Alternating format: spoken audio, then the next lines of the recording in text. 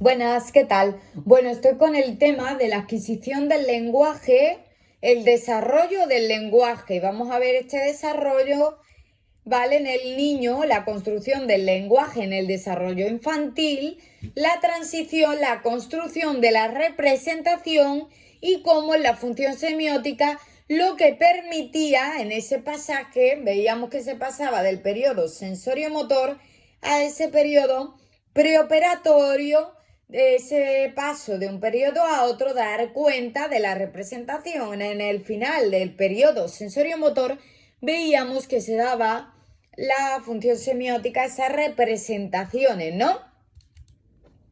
Piaget toma el lenguaje, pero le va a dar otro lugar distinto al que le puede dar al dibujo.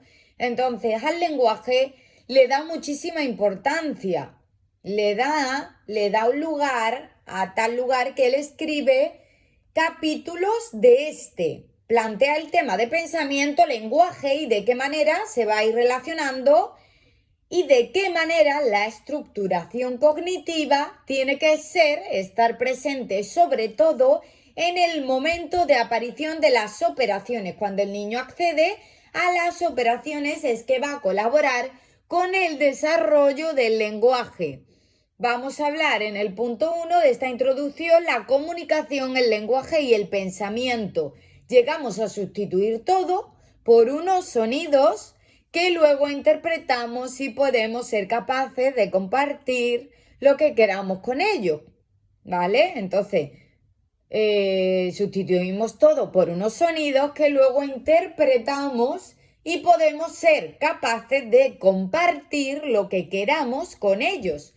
Vemos a Michel Tomasello tres características que distinguen la comunicación lingüística humana de las otras especies. Carácter simbólico. Símbolos lingüísticos son convenciones sociales que permiten compartir estados mentales. El carácter gramatical, determinados patrones o construcciones gramaticales que proveen de significado. Variabilidad. Diferentes grupos humanos han desarrollado diferentes sistemas o lenguas que son mutuamente ininteligibles entre sí, que no se entienden entre sí. Diferentes pronunciaciones, diferentes matices, diferentes personas que hablan estos diferentes idiomas, ¿no? Y por tanto, esas cosas hacen que el lenguaje tenga unas características un tanto peculiares. Desde el nacimiento hasta el primer año, emisión de gestos y sonidos no estrictamente lingüísticos. Sirven para interaccionar con el entorno y establecer los canales de comunicación, mostrar sus emociones y deseos, pueden mostrar estas emociones y estos deseos, y también exploración y ejercitación del tracto articulatorio, los precursores del habla. Entonces nosotros queremos interactuar con el medio, queremos expresar también nuestras emociones y queremos explorar y ejecutar todo el tracto articulatorio, que es el precursor del habla. Si nosotros no hiciéramos esos movimientos, el niño luego no podría hacer una de las tareas que a nivel motor son más complejas, que es el habla. Evolución de la adquisición del lenguaje en los primeros años. Vemos esta evolución de esta adquisición. Finalizando el primer año, primeras palabras cuya frecuencia y número aumenta progresivamente durante el segundo año. A los 18 meses, ¿qué pasa? Hay emisión de 2 palabras, con lo que comienza a emerger la gramática. A los 20-24 meses aumenta el vocabulario. A partir de los 24 meses, emisiones orales de 3-4 palabras. A partir de los 24 meses se incluye nexos e inflexiones. Se pasa de ese primer vocablo, ¿vale? De ese primer vocablo a ese habla telegráfica y luego se pasa a ese habla ya totalmente bien elaborada. El niño ya habla totalmente bien elaborado. A partir de los 3 años, muchos niños son capaces de hablar con fluidez, soltura y precisión. A medida que incrementan las capacidades lingüísticas de los niños, las utilizan como una herramienta de control de su conducta durante estas tareas cognitivas. Entonces, los niños las utilizan como una herramienta de control ¿vale? Durante estas tareas nos permiten pensar mediante que hago esta tarea, tengo que resolver este problema, vale, pues primero voy a leer qué pone aquí, habla interna en la que me voy diciendo lo que tengo que hacer. El desarrollo de las capacidades simbólicas y comunicativas del lenguaje permiten su utilización como ayuda en el desarrollo del pensamiento, la adquisición del lenguaje no campo uniforme y coherente, ya que engloba un conjunto de procesos y habilidades fonológicas, léxicas y gramaticales relacionadas pero diferentes y con patrones de adquisición diversos. La léxica, ¿qué es la léxica? Todo lo que tiene que ver con el vocabulario, y lo gramatical, que es todo lo que tiene que ver con la estructura de la frase, o sea, las frases que vamos construyendo para que los demás nos puedan entender, que nos entiendan. El sujeto, el verbo, el predicado. 2. Los enfoques teóricos en la adquisición del lenguaje. 2.1. El enfoque chomskiano y la adquisición de la gramática. El lenguaje es considerado como una invención social, cultural, fruto de la aplicación de unas capacidades cognitivas generales al campo comunicativo. Para Piaget, el lenguaje para Piaget sería una manifestación más de las actitudes cognitivo-simbólicas de la especie humana, propias de la especie humana, una parte, entre otras, de esa función simbólica o semiótica que veíamos, ¿no? Es una parte más de esa función simbólica. Acepta la existencia de algunos rasgos peculiares del aprendizaje de la lengua por la maduración biológica, como los periodos sensibles. Vemos estos periodos, ¿qué son los periodos sensibles? Periodos o fases del desarrollo que permiten o facilitan el logro de ciertas adquisiciones cognitivas. Periodos, por tanto, en que tenemos más probabilidad de adquirir mejor ese lenguaje. Su adquisición se realizaría de forma semejante a cómo se producen otros tipos de aprendizajes cognitivos, ¿vale? En interacción con el habla de los adultos. Esto se aprende igual que otros aprendizajes y es una habilidad cognitiva igual que otra. Chomsky nos habla, ¿vale?, de otras perspectivas como aportaciones de la lingüística de Chomsky, teorías más recientes en psicolingüística y ciencia cognitiva. El lenguaje responde a una facultad, órgano mental específico o módulo, mecanismo especializados en el procesamiento y representación de información muy específica, de naturaleza innata, con base neuronal fija, encapsulados informacionalmente y tienen un funcionamiento autónomo, rápido y automático, o sea, funcionamiento autónomo, rápido y automático. Dos características principales. Vemos que es un carácter encapsulado, funcionamiento independiente de otros procesos cognitivos con los que Piaget los comparaba. Naturaleza innata, tiene una naturaleza innata impreso en circuitos neurológicos de nuestro cerebro y transmisible a través de la herencia genética de la especie. O sea, quiere decir que tenemos que venir preparados de alguna manera para poder tener ese desarrollo tan rápido que tenemos a la hora de adquirir el lenguaje, ¿no? Desarrollamos muy rápido esta manera de adquirir el lenguaje. El procesamiento modular, ¿vale? El procesamiento modular es que la información se genera por módulos en nuestro cerebro y esos módulos trabajan independientemente de otros, ¿vale? Están separados estos módulos hasta que lleguen al procesador central donde se unirá toda esa información. Para Chomsky el lenguaje es modular y significa que primero leo o primero adquiero la sintaxis, luego entiendo lo que dice y lo último que se hace para Chomsky es el significado. Lo último es el significado. Chomsky, el rasgo principal de la comunicación lingüística humana es la creatividad. Niños hacia los 5 años son capaces de producir y comprender un número infinito de oraciones diferentes, muchas de las cuales no han oído previamente nunca. Gramática generativa, sistema de reglas que determinan cómo son formadas, usadas y entendidas las oraciones que el niño ha configurado a partir de la observación de unos datos lingüísticos primarios, la existencia de un dispositivo innato de adquisición del lenguaje, el DAL. ¿Qué es el DAL? Permite la adquisición de cualquier lengua humana particular, por lo que constituye lo que podemos llamar una gramática universal. Versión más reciente de la teoría chomskiana es esta teoría de los principios y los parámetros. La gramática como un conjunto de principios y parámetros que determinan el rango posible de las lenguas humanas. Quiere decir el principio de, o sea, la teoría de los principios y parámetros, ¿qué quiere decir? Todas las lenguas tienen unos principios universales que se diferencian luego en la lengua de cada niño. Es decir, las lenguas tendrían un principio general y luego se van diferenciando, pues yo aprendo un idioma, ¿no? Yo aprendo, por ejemplo, el castellano y otro aprende el inglés y otro aprende el alemán y así serían los parámetros. Los distintos idiomas que aprenden los niños serían los parámetros.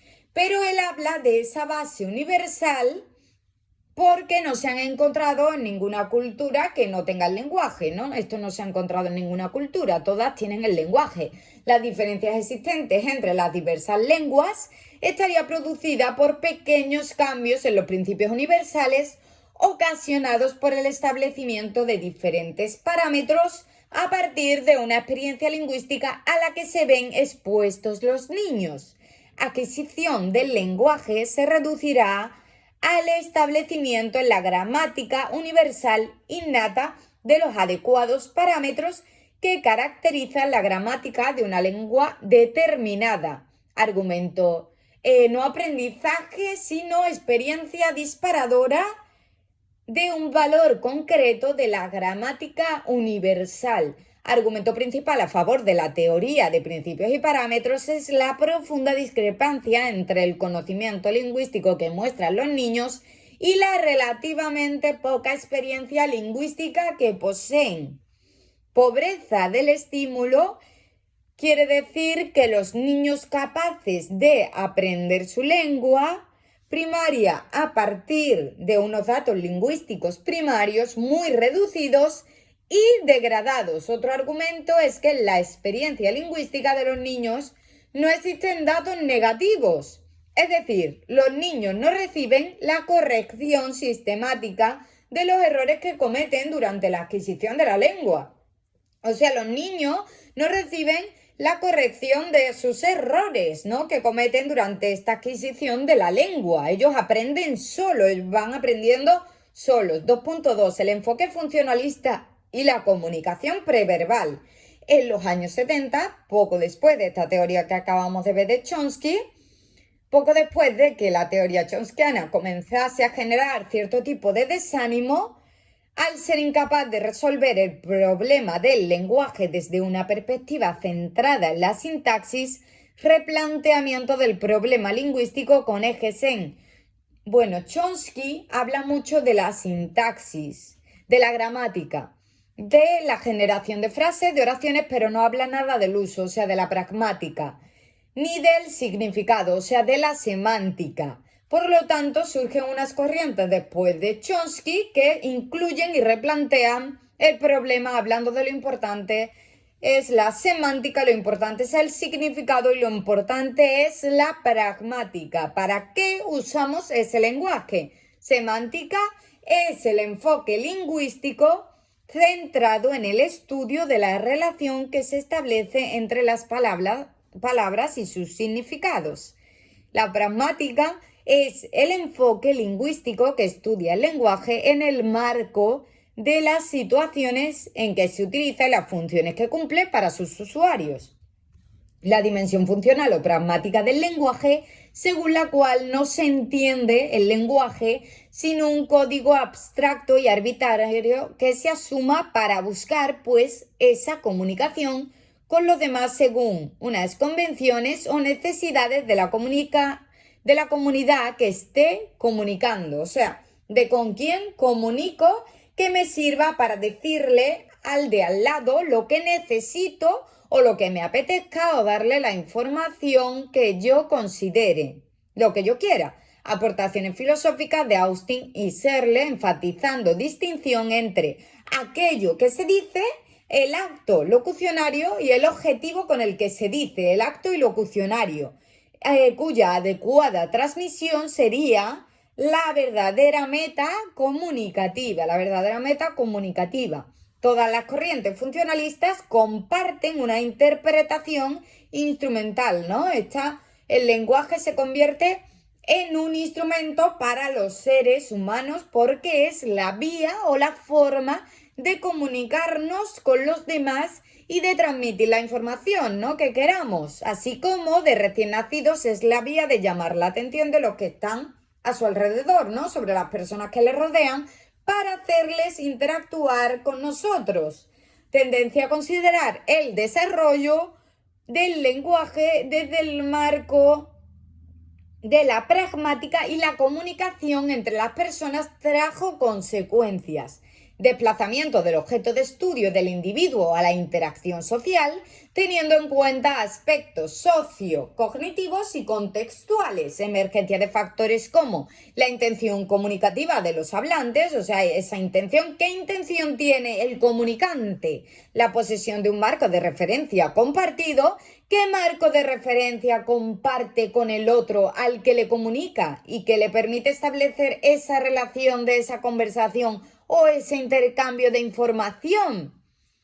Las consecuencias que se derivan de los actos del habla, ¿no? Esas consecuencias, si yo te cuento algo que recibo o por qué te lo cuento o para qué. En qué contexto se produce en todo ese proceso del lenguaje, ese proceso en qué contextos renovó el interés por las primeras formas de relación. Comunicación precede al lenguaje, es decir, primero somos capaces de comunicarnos y luego somos capaces de utilizar el habla para comunicarnos con los demás. Brunner, vemos a Brunner, quien hablaba de ese dispositivo de intercambio en el cual el bebé desde muy pequeño a la hora de amamantar hace pausas y turnos. Brunner habla de las pausas y turnos como de interacción con la madre. Se ha traducido que esas formas de esas pausas, no de interrumpir, de esperar, son luego las pausas que utilizamos a la hora de hablar en la conversación. Es como un inicio de la conversación entre el bebé y la madre. Calle habla de lo mismo que hablaba Brunner, de esas pausas, ¿no? Entonces los bebés humanos realizan pausas en la succión que no realizan otros mamíferos y no responden a ninguna función psicológica. Ninguna función fisiológica, perdón. Estas interrupciones sistemáticamente contestadas con las madres hablando y o tocando al bebé. Planteó que la única función de dichas pausas era facilitar la interacción por turnos, es decir, contribuir desde la biología a implantar en el bebé los ritmos propios del diálogo. Lev Vygotsky, creador de la teoría sobre la influencia cultural en el desarrollo individual, y él habla de eso, de que nuestras conductas suceden en relación con esos escenarios sociales, ¿no? En sociedad, por lo tanto, buscamos comunicarnos con los otros. Nuestras conductas no suceden en el vacío, sino en el marco de los escenarios sociales. Desde el nacimiento, el bebé rodeado de individuos más complejos que interpretan sus acciones, las dotan de significado y las modifican de manera esencial, y este hecho tendrá efectos sobre su desarrollo. O sea, vamos desde el nacimiento interpretando lo que pasa y dotamos de significado todo lo que estamos intercambiando con los demás y que luego va a tener un efecto esto sobre nuestro propio desarrollo. Las etapas de la comunicación preverbal basado en el modelo de Schaeffer.